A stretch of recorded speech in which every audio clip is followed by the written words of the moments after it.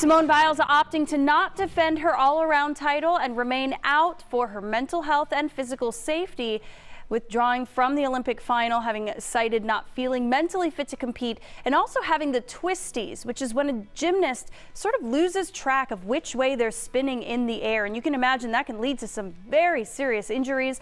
The Olympic Committee now offering a 24-hour hotline for any other athletes who may need some help. And joining me live to talk a little bit more about Simone is psychology professor Dr. Antoinette Wilson from the University of Houston downtown. Dr. Wilson, appreciate you being here. Simone's situation has resonated with so many people who know how it feels to be a high performer and yet under a lot of stress and really struggling. And yet there is a stigma that quitting equals failure. Can you talk about the difficulty people have in stepping up and saying, I can't do this or I won't do this? Yeah, so, Simone, we all know she's the GOAT, right? She's the greatest of all time.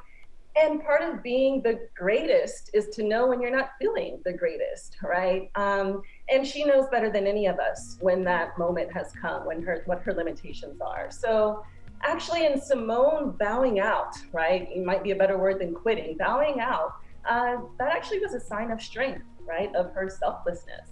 Of her leadership, because in doing so, she actually set the team up for greater success, which is the opposite of failure, right?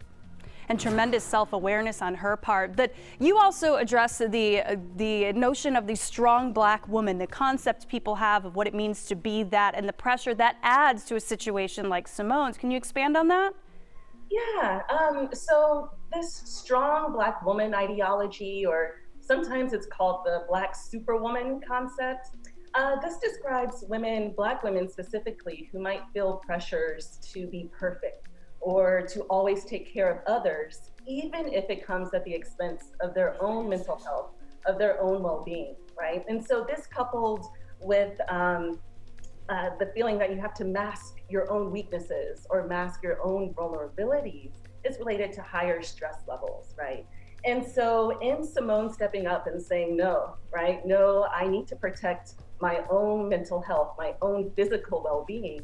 That showed her own humanity, and also it showed, that there's strength in being vulnerable.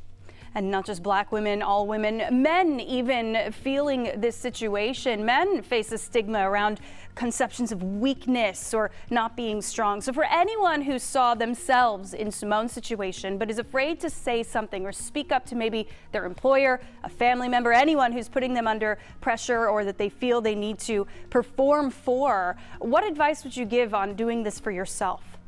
Yeah, and that's what makes this situation so important, is that in Simone stepping up and speaking out for herself, she's really speaking out for other people who might feel like they're in a similar situation, like you mentioned.